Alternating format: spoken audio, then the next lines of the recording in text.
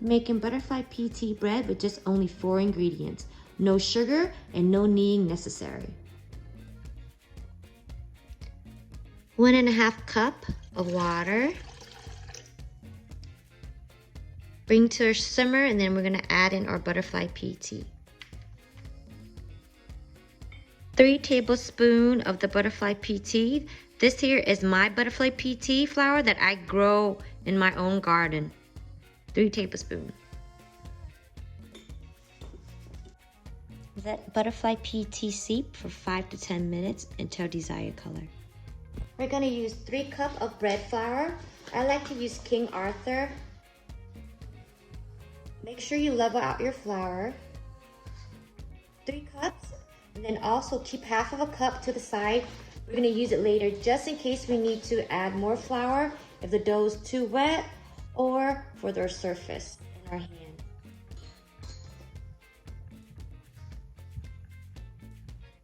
1/2 teaspoon of salt. 1 packet of this fast rising instant yeast, which is 1/4 ounce.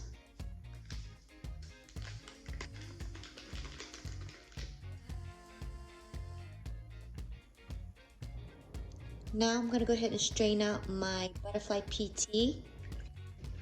Oh, look how pretty.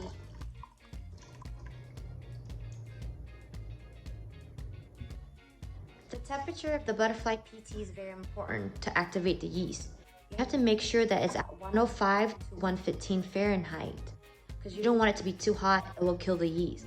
In order to check if you don't have a thermometer, just make sure, flip over your wrist and take a little dab at it. And if it's lukewarm, it'll be perfect for you. Perfect.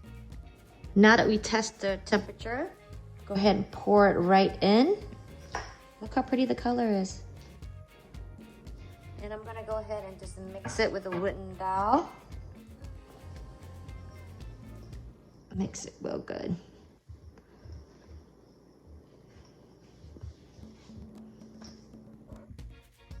Now that everything is pretty much mixed in, I'm gonna go ahead and use my hand, okay? Just to incorporate a little bit more. Just gonna mix it in. Now I'm filling it the dough right now, and you do not have to add any more extra flour. How do you tell? You could tell by how it's gonna start forming, you see? Now remember, we're not kneading this dough. All I'm doing is just shaping it in a ball, and then I'm gonna put a towel over it, and I'm gonna put it in a nice warm spot. For me, it's gonna be in the oven with the light on for 2 hours. It's gonna double up in size, and then we will be able to work with it. I'm just covering it. And then into the oven it goes. My dough has doubled in size. It's been 2 hours later. Now I'm gonna go ahead and flour my surface. Flour your hand as well. Okay, all I'm gonna do is just pull this out. It's gonna be a little sticky, and that's okay.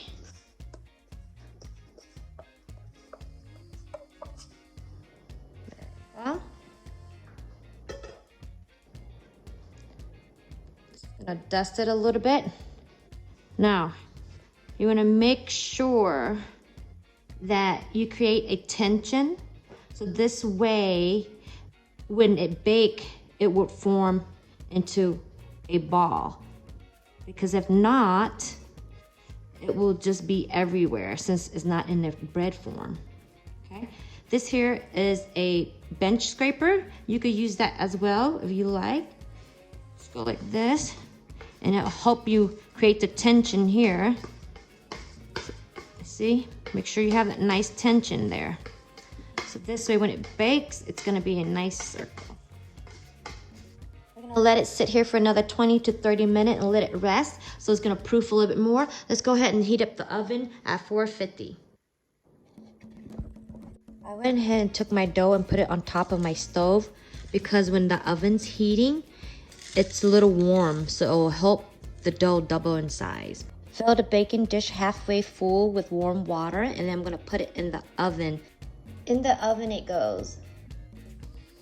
It is now 30 minutes and you clearly see that our dough has proofing. We're gonna now go ahead and score our bread.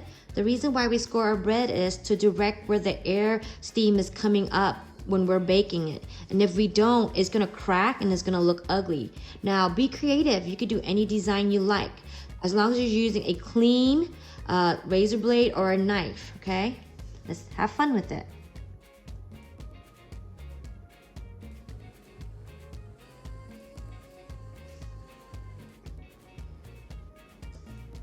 I'm gonna carry it onto a baking dish and we're gonna put it in the oven. Into the oven it goes. We are gonna go ahead and bake this for 16 to 20 minutes. Look, at 16 minutes. Look how pretty. You hear it? Nice and crisp. Wow.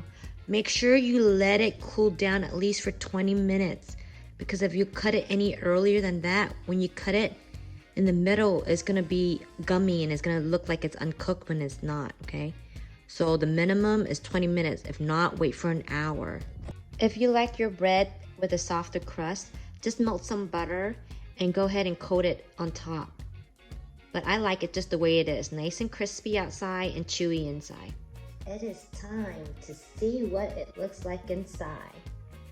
You ready? Here we go.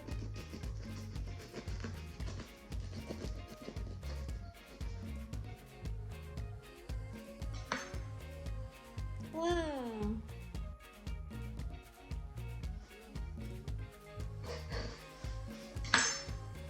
Look at that.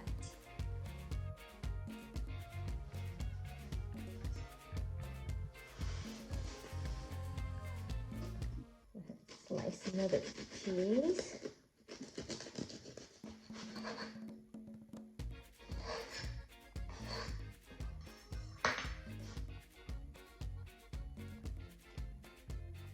There goes your blue bread. Nice and crispy outside and nice and soft and chewy inside.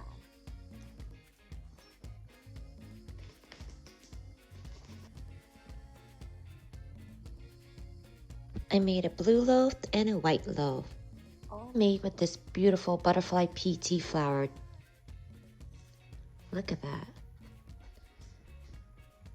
Look, I have blue bread, and then wait, purple.